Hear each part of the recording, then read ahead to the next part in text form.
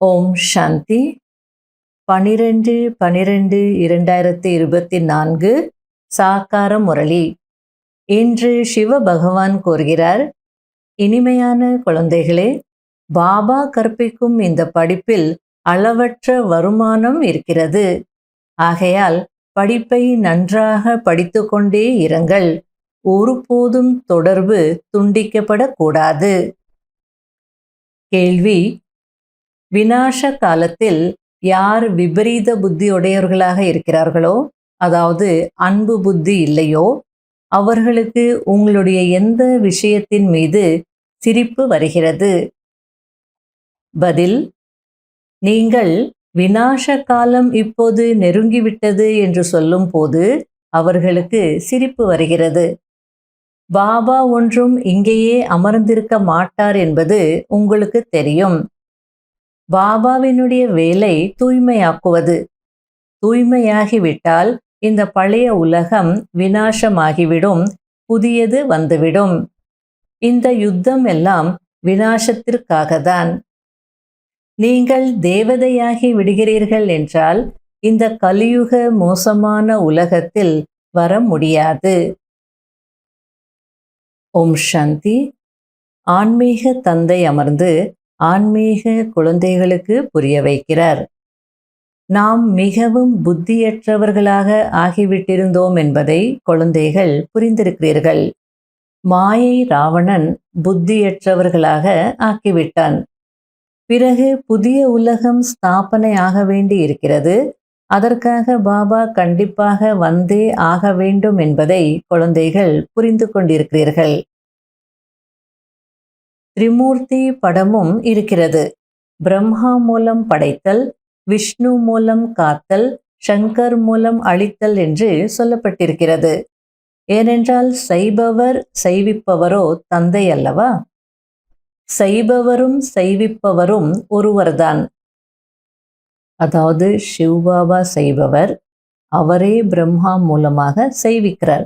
ஆகையால செய்பவரும் செய்விப்பவரும் ஒருவர்தான் அப்படின்றார். முதலில் யாருடைய பெயர் வரும்? யார் செய்கிறாரோ அவருடைய பெயர் வரும். பிறகு யார் மூலமாக செய்விக்கிறாரோ அவருடைய பெயர் வரும். எனவே செய்பவர் செய்விப்பவர் என்று சொல்லப்படுகிறதல்லவா? பிரம்மாவின் மூலம் புதிய உலகத்தை ஸ்தாபனை செய்விக்கிறார். அடுத்தது பாபா விநாச காலத்தில் அன்பில்லாத புத்தி மற்றும் விநாச காலத்தில் அன்பான புத்தி என்று 2 விதமான ஆத்மாக்கள் இருக்கிறார்கள் என்று பாபா கூறுகிறார். விநாசமோ இந்த சமயத்தில்தான் நடக்கப் போகிறது. பாபா சங்கம யுகத்தில்தான் வருகிறார். உலக மாற்றம் ஏற்படும் போது குழந்தைகளாகிய உங்களுக்கு பழையதிற்கு மாற்றாக அனைத்தையும் புதியதாக தருகிறார். அவர் பொற்கொல்லராகவும் இருக்கிறார், வண்ணானாகவும் இருக்கிறார், பெரிய வியாபாரியாகவும் இருக்கிறார். மிக குறைந்தவர்கள்தான் இந்த வியாபாரம் செய்கிறார்கள். இந்த வியாபாரத்தில் அளவற்ற நன்மை இருக்கிறது. இந்த படிப்பில் நிறைய வருமானம் இருக்கிறது. அதுவும் ஜன்ம ஜன்மாந்தரத்திற்கான வருமானம். எனவே அப்படிப்பட்ட படிப்பை நல்ல முறையில் படிக்க வேண்டும். படிப்பிப்பதும் மிக எளிமையாக படிப்பிக்கிறேன் என்று பாபா கூறுகிறார்.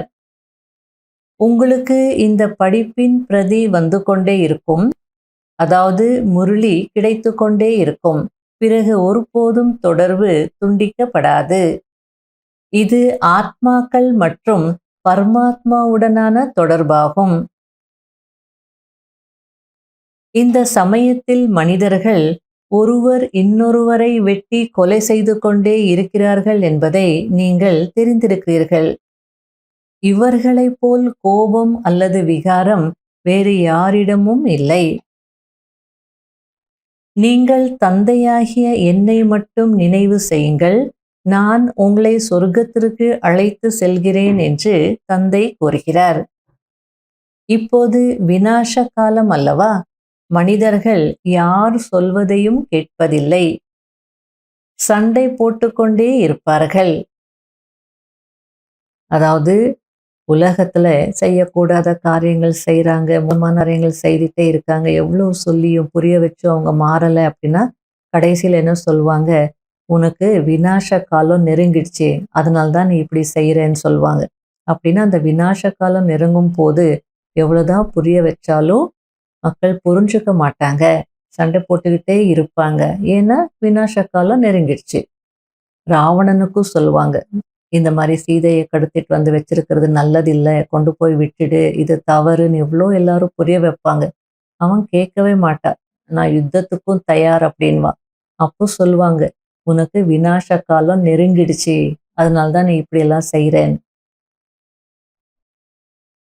நான் குழந்தைகளாகிய உங்களுடைய கீழ்ப்படிந்த சேவகராகி வந்திருக்கிறேன் என்று பாபா கூறுகிறார். நாம் எவ்வளவு சீச்சியாக கீழானவர்களாக ஆகிவிட்டோம் என்று சிந்தனை செய்து பாருங்கள். இப்போது பாபா நம்மை ஆஹா ஆஹா என்று சொல்லும் அளவிற்கு மாற்றுகிறார். பகவான் வந்து மனிதர்களுக்கு கற்பித்து எவ்வளவு உயர்ந்தவர்களாக ஆக்குகிறார். இப்பொழுது இது சங்கம யுகம். புதிய உலகத்தின் ஸ்தாபனை நடந்து கொண்டிருக்கிறது என்பதை குழந்தைகளாகிய நீங்கள் தெரிந்திருக்கிறீர்கள். இப்பொழுது உலகம் எவ்வளவு பெரியதாக இருக்கிறது. முதலில் மரம் சிறிய மரமாக இருக்கும் அல்லவா? பிறகு அந்த மரம் பெரியதாக ஆகிறது. புத்தியை பயன்படுத்த வேண்டும். புத்தி யூஸ் பண்ணுங்க. இந்த விஷயங்கள் எல்லாம் நல்லா சிந்தனை செய்யுங்க அப்படின்றார். புதிய உலகம் ஸ்தாபனை ஆகுதுன்னா, அது ஒரு சின்ன மரமா இருக்கும். தூய்மையான மரமா இருக்கும். கொஞ்சம் பேர் தான் இருப்பாங்க. இப்போ மரம் எவ்வளோ பெரிய மரமா இருக்கு. புத்தி யூஸ் பண்ணுங்கன்றார். நீங்கள் ரூபாகவும் இருக்கிறீர்கள், வசந்தாகவும் இருக்கிறீர்கள். அதாவது ஞானம் மற்றும் யோகத்தின் ஸ்வரூபமாக இருக்கிறீர்கள். அதாவது வாய் திறந்தாலே ஞான ரத்தினங்கள் தான் வெளிவரணும். அல்லது யோகத்தின் பிராப்திகள், அனுபவங்கள் தான் வெளிவரணும். அப்படின்னா ஞான யோகத்தை பற்றி தான் பேசணும். பாபா ஞான கடலாக இருக்கிறார். அவரிடமிருந்து உங்களுக்கு ரத்தினங்கள் கிடைக்கிறது. இவை ஞான ரத்தினங்கள் ஆகும். இந்த ரத்தினங்களின் மூலம் உங்களுக்கு அந்த ரத்தினங்களும் நிறைய கிடைத்துவிடும். லக்ஷ்மி நாராயண் பாருங்கள், எவ்வளவு ரத்தினங்கள் இருக்கிறது. வைர வைடூரியங்களினால் ஆன மாளிகைகளில் இருக்கிறார்கள். பெயரே சொர்க்கமாகும். அதற்கு நீங்கள் எஜமானர்களாக ஆகிறீர்கள். யாராவது ஏழைக்கு திடீரென்று பெரிய லாட்டரி கிடைக்கிறது என்றால் பைத்தியமாகி விடுவார்கள் அல்லவா? பாபாவும் கூறுகிறார், உங்களுக்கு உலக ராஜ்யம் கிடைக்கிறது என்றால் மாயை கூட எவ்வளவு எதிர்க்கிறது என்று. மாயை எவ்வளவு நல்ல நல்ல குழந்தைகளையும் விழுங்கி விடுகிறது. ஒரேயடியாக விழுங்கி விடுகிறது. நீங்கள் பாம்பை பார்த்திருக்கிறீர்களா? தவளையை எப்படி பிடித்து விடுகிறது என்று பார்த்திருக்கிறீர்களா? மாயாவும் அப்படிதான். இப்போது சங்கம யுகத்தில் விநாசம் நடந்துதான் ஆக வேண்டும். இப்போதுதான் பழைய உலகம் விநாசமாகி புதிய உலகம் ஸ்தாபனை ஆகிறது. இதனை விநாச காலம் என்றும் சொல்லப்படுகிறது. இது கடைசி விநாசமாகும். பிறகு அரைக்கல்பத்திற்கு எந்த யுத்தமும் நடக்காது. மனிதர்களுக்கு எதுவும் தெரியாது. விநாசம் நெருக்கத்தில் இருக்கிறது என்று நீங்கள் சொல்லும் போது மனிதர்கள் சிரிக்கிறார்கள். ஏன்னா அவங்க விபரீத புத்தியுடையவர்கள், அன்பு புத்தி இல்லாதவர்கள். பாபா கேட்கிறார், நான் எவ்வளோ காலம் இங்கேயே அமர்ந்து கொண்டிருப்பேன்? எனக்கு என்ன மகிழ்ச்சியாக இருக்கிறதா என்ன? நான் சுகமும் அடைவதில்லை, துக்கமும் அடைவதில்லை. தூய்மையாக்குவதற்கான கடமை என் மீது இருக்கிறது. எவ்வளோ அழகா பாபா புரிய வச்சிட்டு இருக்கிறார். விநாசம் நெருங்கி விட்டது அப்படின்னு நீங்க சொன்னீங்கன்னா மனிதர்கள் உங்களை பார்த்து சிரிப்பாங்க. அதுக்கு பாபா சொல்றார், நான் என்ன இங்கேயே இருப்பேனா? எனக்கு ஒரு டியூட்டி இருக்கு. எல்லாரையும் தூய்மையாக்கணும். அந்த டியூட்டியை செய்யறதுக்காக நான் வரேன். என் டியூட்டி முடிஞ்சதுன்னா நான் போயிட்டே இருப்பேன். தூய்மையாக்குறது தான் என்னுடைய டியூட்டி. அதனால விநாசம் நெருங்குதுன்னு யாராவது சிரிச்சாங்கன்னா அவங்களுக்கு நீங்க புரிய வைக்கணுன்றார். நீங்க எவ்வளவுதான் புரிய வச்சாலும் யாருக்கு அன்பு புத்தி இருக்கோ அவங்க புரிஞ்சுப்பாங்க. அன்பு இல்லைன்னா புரிஞ்சுக்க மாட்டாங்க. அடுத்தது பாபா நமக்கு சொல்றார், கடைசியில் இவர் இப்படி ஆகுவார் என்று அனைத்து காட்சிகளும் கிடைக்கும். பிறகு அந்த சமயத்தில் அழுவார்கள், நிறைய பச்சாத்தாபப்படுவார்கள், தண்டனை அனுபவிப்பார்கள், தன்னுடைய அதிருஷ்டத்தை நொந்து கொள்வார்கள். ஆனால் என்ன செய்ய முடியும்? இது 21 பிறவிகளின் லாட்டரி ஆகும். காட்சி இல்லாமல் யாருக்கும் தண்டனை கிடைக்க முடியாது. ட்ரிபியூனல் அமரும் அல்லவா? அதாவது அந்த நீதி விசாரணை குழு அமரும் தானே. நல்லது. இனிமையிலும் இனிமையான காணாமல் போய் கண்டெடுக்கப்பட்ட செல்ல குழந்தைகளுக்கு மாத் பிதா பாப் தாதாவின் அன்பு நினைவுகள் மற்றும் காலை வணக்கம். ஆன்மீக குழந்தைகளுக்கு ஆன்மீக தந்தையின் நமஸ்காரம். கடைபிடிக்க வேண்டிய முக்கியமான சாராம்சம். முதல் பாயிண்ட், தனக்குள் ஞான ரத்தினங்களை தாரணை செய்து ரூப் பசந்த் ஆக வேண்டும். அதாவது ஞானம் மற்றும் யோகத்தின் சொரூபம் ஆக வேண்டும். ஞான ரத்தினங்களின் மூலம் உலக ராஜ்யத்தின் லாட்டரியை அடைய வேண்டும். இரண்டாவது பாயிண்ட், இந்த விநாச காலத்தில் பாபாவிடம் அன்பு வைத்து ஒருவருடைய நினைவில்தான் இருக்க வேண்டும். கடைசி நேரத்தில் நான் ஏன் அப்படி செய்தேனோ என்று பச்சாத்தாபம் படும்படியான அல்லது அதிருஷ்டத்தை கெடுத்துக்கொள்ளும்படியான எந்த கர்மத்தையும் செய்யக்கூடாது. வரதானம், சதா ஸ்நேகம் நிறைந்தவராகி பறக்கும் கலையின் வரதானத்தை அடையக்கூடிய வெற்றி நிச்சயிக்கப்பட்டிருக்கிறது என்ற நினைவில் கவலையற்றவர் ஆகுங்கள். ஸ்நேகம் நிறைந்த குழந்தைகளுக்கு பாப்தாதாவிடம் இருந்து பறக்கும் கலைக்கான வரதானம் கிடைத்து விடுகிறது. பறக்கும் கலையின் மூலம் பாப்தாதாவின் அருகில் சென்று விடுங்கள். அப்போது எப்படிப்பட்ட ரூபத்தில் மாயா வந்தாலும் உங்களை தொடக்கூட முடியாது. பரமாத்மாவின் குடை நிழலுக்குள் மாயாவின் நிழல் கூட வர முடியாது. ஸ்நேகம் உழைப்பை மன மகிழ்ச்சியாக மாற்றிவிடும்.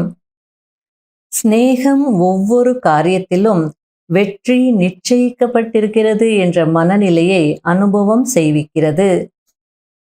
ஸ்நேகம் நிறைந்த குழந்தைகள் ஒவ்வொரு நேரமும் கவலையற்று இருப்பார்கள். ஸ்லோகன், நத்திங் நியூ, அதாவது எதுவும் புதியதில்லை என்ற நினைவின் மூலம் சதா ஆடாமல் அசையாமல் இருங்கள். அப்போது மகிழ்ச்சியில் ஆடிக்கொண்டே இருப்பீர்கள். இன்றைய அவ்வியக்த சமிகை. சங்கமயுகத்தின் விசேஷ வரதானம் திருப்தி. இந்த திருப்தியின் விதை அனைத்து பிராப்திகள். அதிருப்தியின் விதை ஸ்தூல அல்லது சூக்ஷ்ம அப்பிராப்தி ஆகும். அதிருப்தி இருக்குனால அங்கே அப்பிராப்தி, பிராப்தி இல்லைன்னு அர்த்தம். பிராமணர்களின் கஜாவில் அல்லது வாழ்க்கையில் இல்லை என்று எந்த ஒரு பொருளும் இல்லை என்பது பிராமணர்களாகிய உங்களுடைய மகிமையாக இருக்கிறது. அப்படி என்றால் அதிருப்தி ஏன்? வரங்களை வழங்கும் வள்ளல் இருக்கும் போது, வள்ளலின் பண்டகசாலை நிரம்பி இருக்கும் போது, இவ்வளவு பெரிய பிராப்தி இருக்கும் போது பிறகு அதிருப்தி ஏன்? ஆகையால அதிருப்தி அப்படின்றது வரவே கூடாது. சதா திருப்தியா இருக்கணும். நமக்கு என்ன கிடைச்சிருக்கு, நமக்கு யார் கிடைச்சிருக்கிறார் அப்படின்ற அந்த விழிப்புணர்வு இருந்தது அப்படின்னா அதிருப்தி வர முடியாது. ஏன் நம்ம அதிருப்தியை ஃபீல் பண்றோம்? நத்திங் நியூ அப்படின்னு சொல்றார். அதை ஏத்துக்கிறோமா? அல்லது எல்லாத்தையும் அக்செப்ட் பண்ணணும் அப்படின்னு பாபா சொல்றார், அது செய்கிறோமா? சரி பாபா, ஓகே பாபா அப்படின்னு சொல்றார். அது செய்கிறோமா, இல்லை ரிஜெக்ட் பண்ணுறோம், ரெசிஸ்ட் பண்ணுறோம். அதனால தான் அந்த அதிருப்தியை ஃபீல் பண்ணுறோம். ஆகையால் எந்த காட்சியாக இருந்தாலோ, எந்த மனிதராக இருந்தாலோ, எந்த ஒரு விபரீதமான ஒரு சூழ்நிலையாக இருந்தாலும், எதுவாக இருந்தாலும் உள்ளத்திலிருந்து ஓகே பாபா அப்படின்னு சொல்லுங்க. எந்த சேவை கொடுத்தாலும் ஓகே பாபா, எங்கே வச்சாலும் ஓகே பாபா. அந்த ஓகே அப்படின்ற அந்த ஒரு வார்த்தையில் அவ்வளோ விஷயங்கள் அடங்கி இருக்கு. அப்போ உங்களுக்கு அதிருப்தின்றது வரவே வராது. ஓம் சாந்தி.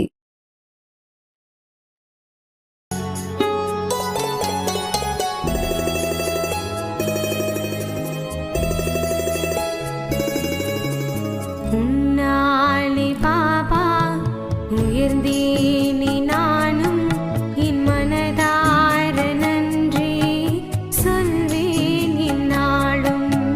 உன்னாலே பாபா உயர்ந்தேனே நானும் என் மனதார நன்றி சொல்வேன் என்னாலும்.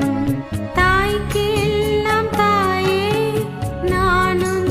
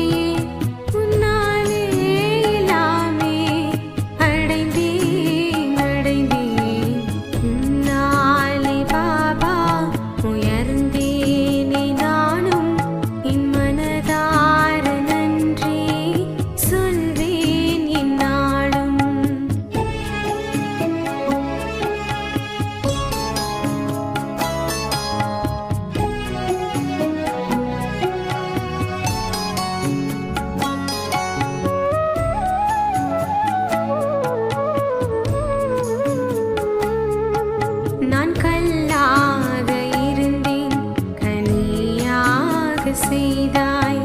முள்ளாக இருந்தேன், என்னை மலரச் செய்தாய். நான் உதவாத பொருள் என்று உலகம் நினைக்க, உயர்வான ஆத்மா நீதானே என்றாய்.